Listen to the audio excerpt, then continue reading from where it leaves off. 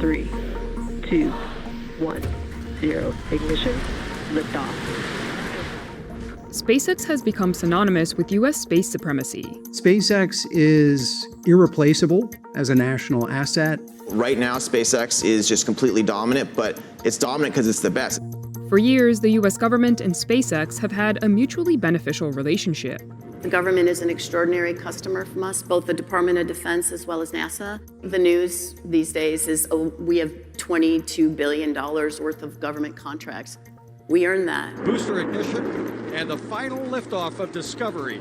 The government used to have its own space program, its own shuttle programs, but those were retired, and now the government looks to SpaceX for those capabilities. So without SpaceX, the government cannot deliver its critical technologies into orbit. But a recent public feud between SpaceX founder Elon Musk and President Donald Trump over Trump's Big Beautiful Bill threatened to end this relationship. Mr. Trump going after the SpaceX CEO's bottom line. The easiest way to save money in our budget is to terminate Elon's governmental subsidies and contracts. In response, Musk threatening to decommission SpaceX's Dragon spacecraft that is used by NASA to ferry astronauts to the space station. Although Trump and Musk have since backed off these threats, the temporary rift between two of the world's most powerful men begs the question, how did the U.S. become so dependent on SpaceX? And who has more to lose if the relationship sours again? This tension with SpaceX and its being a monopoly is one of, if not the biggest challenge for the space program today. If we are held over a barrel by not just a company, but an individual who we have no control over, that's what's, I think, concerning.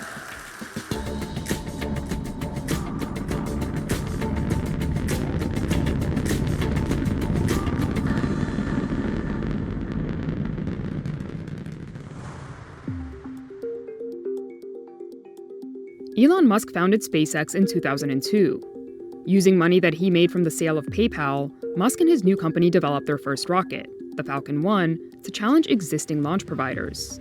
There were actually a lot of startup aerospace companies looking to take on this market. They recognized we had a monopoly provider called United Launch Alliance. They had merged the Boeing and Lockheed rocket launch capacity to one company, and they were charging the government hundreds of millions of dollars to launch satellites. But wanting to break that paradigm was seen as really important to a number of companies. In 2003, Musk paraded Falcon 1 around the streets of D.C., hoping to attract the attention of government agencies and the multi-million-dollar contracts that they offered. It worked. SpaceX was able to secure a few $1 million from the Defense Advanced Research Projects Agency, or DARPA, and the U.S. Air Force to further develop its rockets. But the company still struggled. NASA, and specifically the initial commercial cargo contract, is what saved the company when it was on the brink of bankruptcy. NASA awarded the $1.6 billion contract known as Commercial Resupply Services to SpaceX in 2008, just months after the first successful flight of the Falcon 1. The contract called on SpaceX to use its new rocket, the Falcon 9, along with its Dragon capsule to ferry cargo and supplies to the International Space Station over the course of 12 missions. Orbital Sciences was given $1.9 billion for 8 missions to the ISS.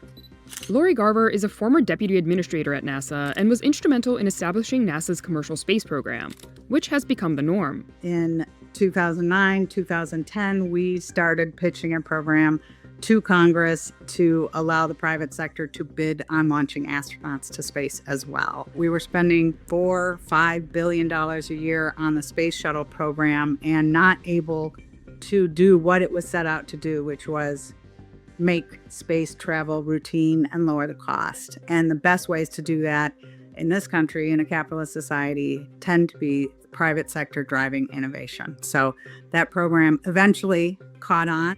That program became known as Commercial Crew. In 2014, NASA awarded SpaceX $2.6 billion and Boeing $4.2 billion to develop and operate vehicles to ferry astronauts to and from the ISS. 3, 2, 1, 0. Ignition. Liftoff of the Falcon 9 and Crew Dragon. Go NASA, go SpaceX, Godspeed, Spot and Tug. In 2020, SpaceX made history. It was the first time that a commercially built and operated spacecraft carried NASA astronauts to the International Space Station. It was also the first time that the U.S. was able to launch NASA astronauts from U.S. soil since the agency retired the Space Shuttle in 2011. Up until this time, the U.S. was dependent on Russian Soyuz rockets to launch its crew. Meanwhile, Boeing has struggled to compete. SpaceX came on strong, and I can't say enough about their success being based on their ability to deliver. Their bid is always lower than their competitors, and then they beat their competitors in timeline and ability. The Commercial Crew Program, a case in point, Boeing got almost twice as much money and hasn't been able to successfully launch and return an astronaut crew. After launching 2 NASA astronauts to the ISS on its Boeing Starliner capsule in 2024, the company was forced to return the capsule to Earth empty after it suffered mechanical issues. The 2 astronauts that were supposed to return on Starliner were eventually brought home on a SpaceX Dragon capsule, months later than originally planned. Today, SpaceX dominates large parts of the space market from launch to satellites. In 2024, SpaceX conducted a record-breaking 134 orbital launches, more than double the amount of launches done by the next most prolific launch provider, the China Aerospace Science and Technology Corporation. These 134 launches accounted for 83% of all the spacecraft launched last year. Furthermore, SpaceX's Starlink satellites made up 65% of all operational satellites in space in 2024. SpaceX's Dragon capsule and Falcon 9 rocket are the primary means by which NASA launches astronauts and supplies to the International Space Station. The company's Starlink satellites have become indispensable for providing internet access to remote areas as well as to U.S. allies during wartime. The company's Starship rocket, though still in testing, is also key to the U.S. plan to return to the moon. Quilty attributes SpaceX's market dominance to several factors. Number one, they focused on vertical integration, both to control the costs as well as the speed of development and the engineering cycle. Number two was they focused on key technologies to reduce cost, and that was reusability. And the final thing that SpaceX did that differentiates them from every other competitive player is they scaled. And they scaled without knowledge of the demand necessarily being there, building out production capacity for flat panel antennas, for example, on the Starlink business, where they're producing millions of antennas, whereas previously, you might see global production of less than 100,000 units. SpaceX is often also credited with considerably bringing down launch costs and undercutting the competition. And this is not even considering the company's latest rocket, Starship. Designed to be the largest and most powerful rocket in the world and built to be fully reusable, SpaceX has said that Starship will reduce launch costs even further, though the rocket is still in testing. Meanwhile, the reliability of the company's Falcon 9 launch vehicles have caused even some of SpaceX's competitors, including Amazon and OneWeb, to launch their satellites on SpaceX rockets. The ecosystem of space is changed by SpaceX.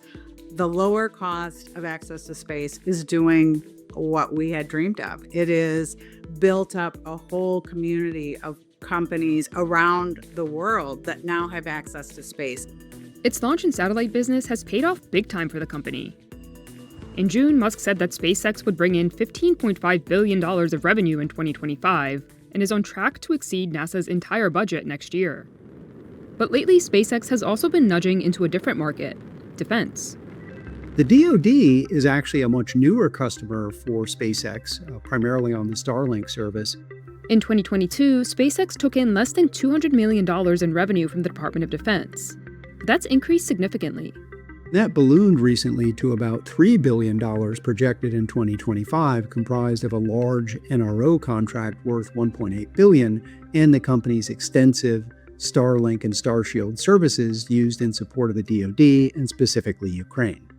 SpaceX's growing role in the defense space has raised some questions around over-reliance on a single private company and whether that company's interests align with the interests of the nation.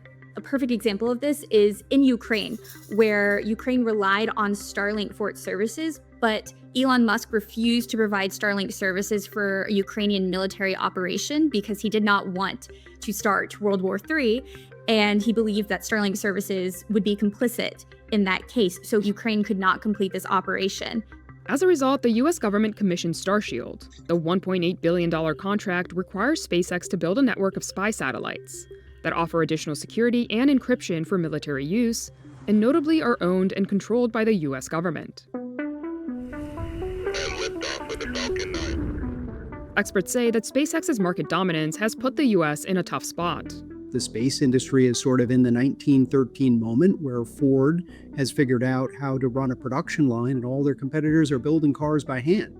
And although it may be in the government's immediate best interest to give all available contracts to Ford, you would essentially kill the industry of the potential for competition if those contracts are not spread around. And that's the challenge that the government is facing. But Garber says this isn't a new challenge. NASA's reliance on SpaceX, it is a symbiotic relationship. That is very similar to NASA's relationship with major contractors throughout its 60-year history, starting with the Rockwells and Northrops for Apollo. But SpaceX is delivering better than anyone else. And so I don't think that the answer is to stop doing things in this way. It's to help level the playing field through investment in technologies and policies that will incentivize others. One thing that is different about SpaceX, though, is that it's a private company. Not only is governance different, you have individuals who can make decisions, and you don't have shareholders, and you don't have the transparency required by the SEC for the kinds of things that we've grown to expect, certainly in aerospace programs until now. The government has been trying to diversify beyond SpaceX. The U.S. Space Force has inked contracts with Rocket Lab, Stoke Space, Blue Origin, and United Launch Alliance, in addition to SpaceX, for launch capabilities. Meanwhile, NASA has contracts with a number of different companies for its Artemis mission designed to return astronauts back to the moon. NASA declined to be interviewed for this story, but in a statement to CNBC, a NASA spokesperson said, NASA supports a growing commercial launch services market, space communications, and navigation capabilities, and is working with commercial industry for Artemis missions on the moon. The agency is contributing to a competitive market that will increase commercial innovation and drive down costs as the agency builds economic opportunities in low Earth orbit and around the moon, as we prepare for human exploration of Mars. SpaceX did not respond to CNBC's request for an interview for this story. Still, experts say that SpaceX will continue to dominate the space market for the foreseeable future. For the next 10 to 15, maybe 20 years, I do not think it's possible for the US to wean itself off of SpaceX, mainly because it takes about 15 to 20 years for a launch company to go from startup to market performer. Of course, there are other competitors that exist, but SpaceX does something unique, and they continue to innovate, and they continue to push forwards in ways that I think will keep them ahead of the curve.